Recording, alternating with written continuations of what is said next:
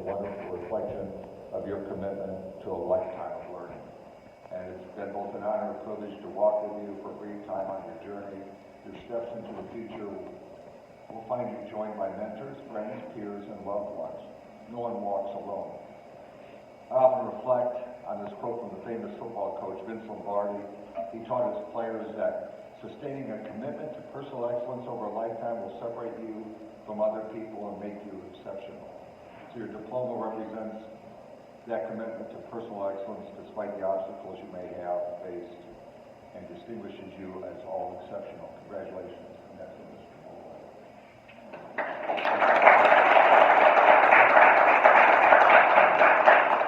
So I want to thank Dr. Milan for inviting me to speak. And I've done this once before, and and I want to congratulate the family members too. When I first started teaching college back in the late 70s, and 6 decades now, everybody went to college, didn't have family. They were all traditional, what they call traditional students, 18 to 22 going to college, and that has changed so much.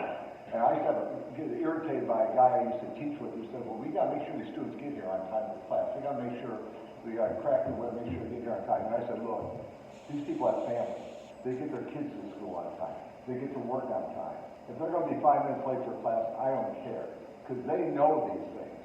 You know, we're almost a luxury to some of these people that have families and kids, and it's a lot of work for them to overcome to get them to graduate and even come to school. So you all have done great. Your family, your relatives, and your friends who support you, that's just so amazing that you do this, because it's such a difference from when I went to college. Now, I've given this speech once before, but I've never given a commencement speech anywhere else. But when I left Tampa, I used to teach college in Tampa before I moved back here. And my last class I ever taught there, a student asked me for some words of wisdom. And my words of wisdom is floss those teeth. And she said, is that the best you can do? And my response was, I've spent so much money on dental work in my life, and I have so few really remaining real teeth. Floss. That's words of wisdom. That's Stanford advice. Now, I've been through about 60 or 70 speeches, and honest to goodness, none of them ever get remembered. But there's 2 I do remember. And when I was in Florida teaching a master's level course, a local newspaper reporter came out and he says, I want to give you all some words of wisdom from the great 1950s philosopher, Little Richard. And those words are, bop, bop, a little bop, a long bam, boom. And that is how you remember a speech, it's something different. And then I got frustrated at the next graduation when they brought in a newspaper reporter, and she came up, and she honestly finished. She gets in front of the group and says, I didn't have time to write a speech, so I'm going to read you the editorial I wrote for tomorrow's paper. And I felt like standing up and saying, why don't you just bring the newspaper and hand it out to us and save us all 20 minutes? So, anyway. Now, some of you have had me, I've taught all sorts of different classes here, primarily a law class, and then it morphed into every other class that you to teach. But I used to show Twilight Zone episodes, and some of you might remember the old Twilight Zone episodes, those black and white shows, a gentleman named Rod Serling wrote. But there's one I always brought out, and some of you will know how this one went. In the late 30s, a young woman goes for a ride on a horse. Very symbolic, she looks real nice, very pure, very young. And she's on a horse, riding a horse. And what we don't know is the day she's going to decide who to marry. She's being engaged, having a big engagement party. So she goes for a ride on a horse. And who appears? A woman dressed in all black on a horse, chasing her down, screaming her name, yelling at her, Anne. And Rod Serling comes out and says, this is the look of terror. This is a woman who's riding a horse just for fun, and she's being chased by a woman screaming her name. And then later we find out, because it's the Twilight Zone, who was chasing her. You guys remember who was chasing her? Who was? Herself 25 years later. She's being chased by basically a 25-year-old Anne who's made a really poor decision. Because we see the young woman in this opulent house with a lot of fancy furniture and furnishings, and then 25 years later she's in the same house, no furniture, no furnishings, nothing there, And what it was, so the point I liked about that episode was, every decision you make now, good or bad, will have an effect on you 25 years from now. Will your ghost 25 years older than you are, is I coming screaming at you for decisions you made now, or are they going to be happy with your decisions? Because whether it's money, job, career, relationships, every decision you make now will have a bearing on your life 25 years from now. And how are you going to feel 25 years from now about the decisions you made today? You know, obviously going to college was a good one, but think about your future self. Are they going to be happy with you, or are they going to be coming down screaming at you? Because in this Twilight Zone episode, remember the look of terror at the beginning was the woman being chased. Then we find out the choice she made for a husband who kind of ruined her life. And at the end of the movie, or at the end of the episode, who's got the look of terror? The 25-year-old woman screaming at her younger self for all the poor decisions she made. So you think about that. Your older self, you don't want them to come screaming at you in the middle of the night, haunting you. Right. So with that kind of story, I like teaching, telling that story. But Dr. Wilson, when he asked me this the last time, he said, well, students like your advice, they always listen to you. And so I'm here to give you some advice. Now, a lot of you don't know me, and you might say, well, who is this guy to give advice? And my response to you is, that's exactly what you should say. Who is giving you advice?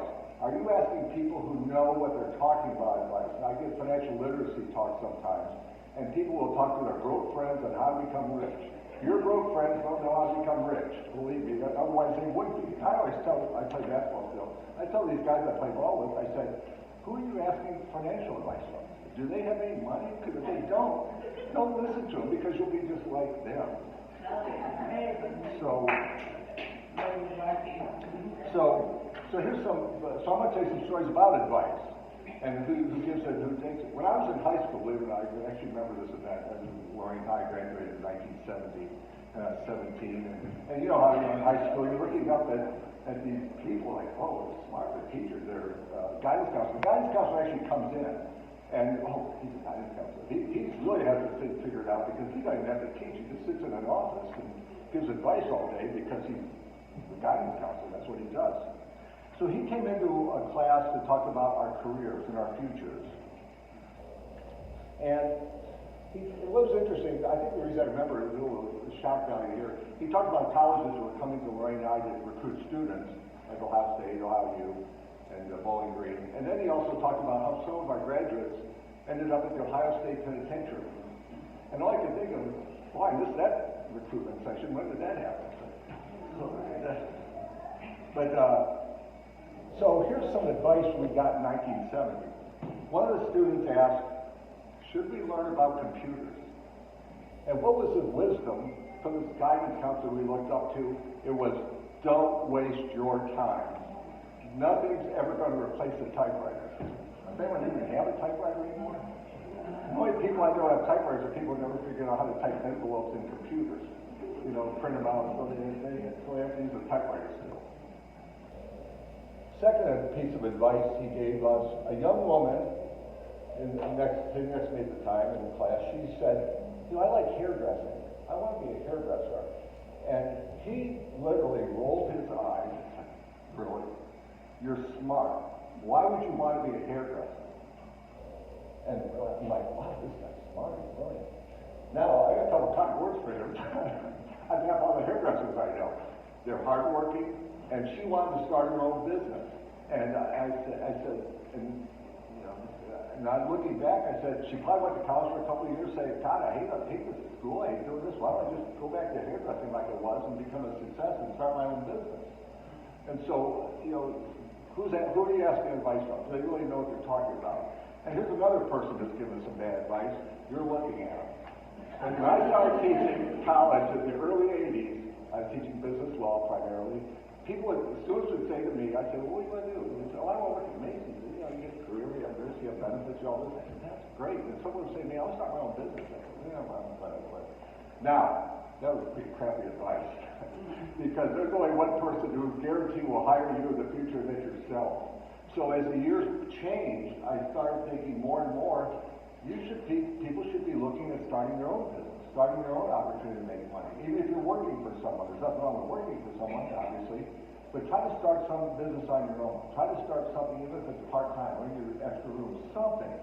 Because a book I always encourage my students to read is the book The Millionaire Next Door, and it talks about how many people become millionaires and because they have their own business. You don't work for someone your whole life to become a millionaire. You can become wealthy starting your own business. So that's some advice about taking advice from people.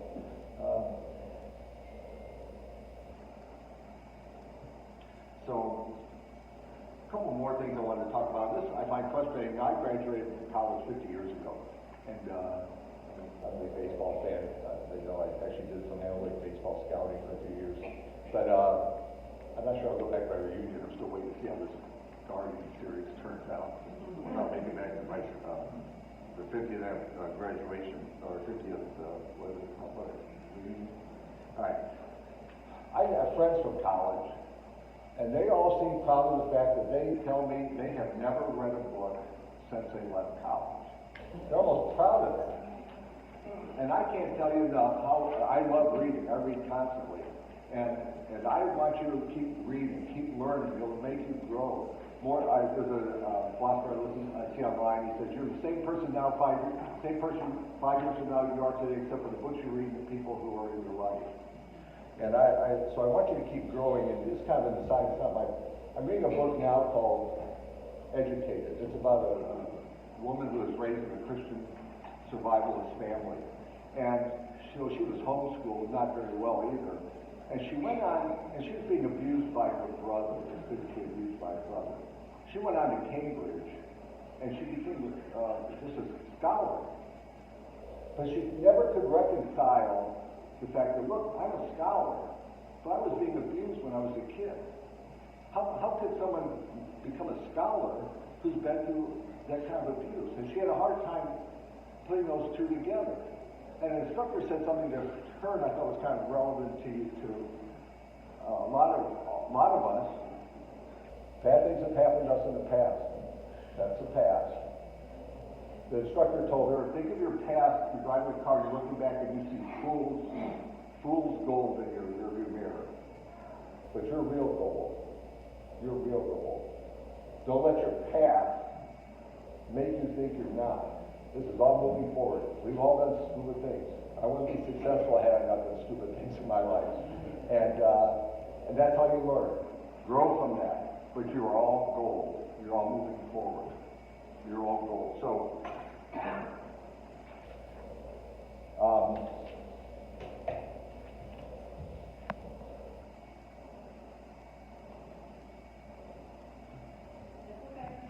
I've been doing this for a long time.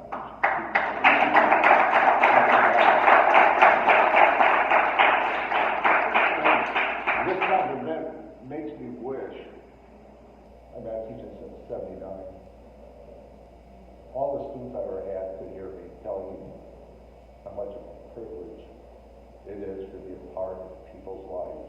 Just to touch on them in the college, just to touch on any of you.